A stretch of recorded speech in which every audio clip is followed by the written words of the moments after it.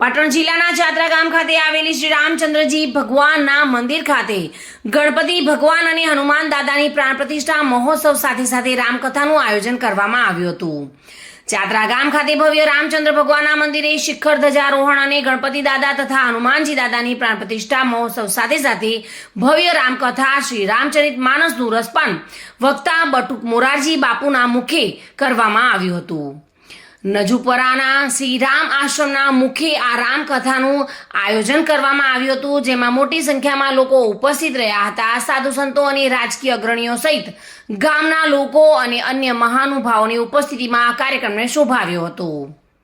જાત્રા ગામ જાણે મિની અયોધ્યા બન્યું હોય તેવું ભાસી રહ્યું હતું। મોટી સંખ્યામાં ભાવિક ભક્તો ભજન ભોજન સાથે કાર્યક્રમનો લાભ લીધો હતો અને ભક્તિમય વાતાવરણ બન્યું હતું। આ પ્રસંગે મોટી સંખ્યામાં સાધુ સંતો પણ ઉપસ્થિત રહ્યા હતા, તો રાજકીય અગ્રણીઓ પણ ઉપસ્થિત રહીને કાર્યક્રમને શોભાવ્યો હતો।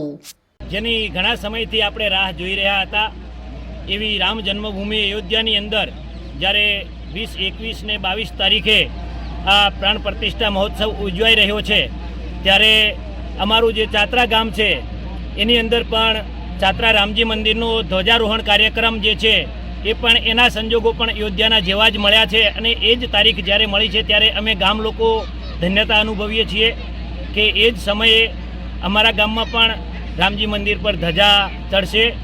એનો આનંદ એક સમગ્ર ગામની અંદર અલગ જ અનુભવી રહ્યો છે। સમગ્ર ગામની 18 આલમ સાથે મળીને અમારા ગામની અંદર એક મિની અયોધ્યા જેવો અત્યારે માહોલ બની ગયો છે, જેની અંદર સંતો, મહંતો, રાજકીય અગ્રણીશ્રીઓ તેમજ સમગ્ર વિસ્તારના આગેવાનો પણ જોડાયા છે।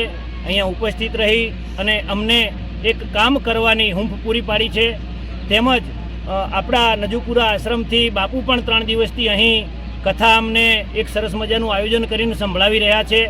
તો આજે સમગ્ર માહોલ છે અને એનું જે અહીં આગળ આયોજન થયું છે એ એક ખરેખર અમારા માટે એક જેની વર્ષો સુધી ના કહી શકાય કે ના ભૂલી શકાય એવો માહોલ અત્યારે છે અને એની ખુશી અમને જીવશું ત્યાં સુધી કાયમ આજીવન રહેશે।